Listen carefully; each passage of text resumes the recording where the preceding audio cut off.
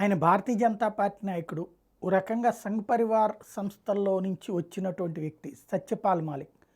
అందుకే ఆయనకి గవర్నర్ పదవిచ్చారు. అట్లాంటి మనిషిని అకస్మాత్తుగా తొలగించేశారు. ఆయన చేత రాజీనామా చేయించారు. అప్పుడు సంథింగ్ ఏదో జరిగింది అన్నటువంటి విషయం వెలుగులోకొస్తే ఇప్పుడు తమ్ముడు తనవాడైన ధర్మం చెప్పమన్నట్టు తప్పు చేశాడు కాబట్టి సత్యపాల్ మాలిక్ మీదన చర్య తీసుకున్నారు అన్నది నిజమైంది. ఎందుకు అంటే తాజాగా ఏదైతే అవినీతికి పాల్పడ్డారన్న ఆరోపణల మీద జమ్మూ కాశ్మీర్ మాజీ గవర్నర్ సత్యపాల్ మాలిక్ నివాసాల్లో గురువారం సిబిఐ సోదాలు చేసింది. పలు నగరాల్లో 30 చోట్ల ఈ దాడులు జరిగాయి. సుమారు 100 మంది అధికారులు ఈ సోదాల్లో పాల్గొన్నారు.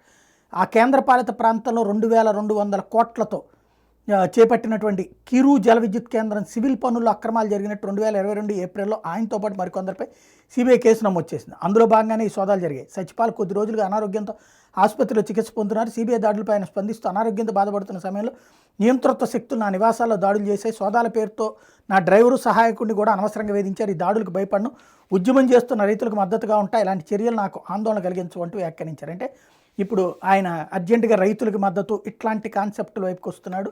తన కరప్షన్ వ్యవహారాలు ఇప్పుడు ఈయన ఎవడో కూడా ఎవడికి పెద్దగా తెలియదు ఏది రైతు నాయకుడని. మిగతా రైతుల జోలికి వెళ్ళాలి కదా. ఇక్కడ అసలు పాయింట్ ఏంటి, ఏదో ఒకటంటే మోడీ పట్టుకుంటున్నాడు, తన అవినీతిని పట్టుకుంటున్నాడని తెలిసాక ఉద్యమకారుడు అవతారం ఎత్తాడు అన్నటువంటి విషయం ఇప్పుడు బయటపడుతోంది.